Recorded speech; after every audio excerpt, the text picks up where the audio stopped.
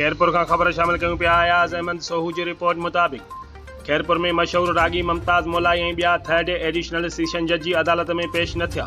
मुमताज़ मोलाई जे वकील अदालत में पेश थी खेसि 10 जुलाई ते खेसि अदालत में पेश थियण जो यकीन ॾियारियो।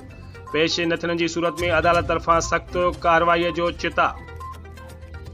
यादि रहे त खैरपुर जे वकील अरबाब जहांगीर अंसारी तरफ़ां खैरपुर जे सेशन जज मुश्ताक अहमद लेगारी जी अदालत में नाज़ प्रोडक्शन जे मालिक ॻाइणे मुमताज़ चांडियो उर्फ मुमताज़ मोलाई, शाइर अयाज़ भंगर, डायरेक्टर राजा रब्बानी ऐं प्रोड्यूसर सुनील कुमार खिलाफ़ पटिशन दाख़िल कराई वई हुई त वकील अरबाब जहांगीर अंसारी मुमताज़ मोलाई जे सिंधी कलाम दिलबर खे कीअं परचाइबो आहे ख्वाहिशी जुमला इस्तेमाल करण जे इल्ज़ाम हेठि अदालत खे FIR दाख़िल करण जी इस्तदा कई हुई।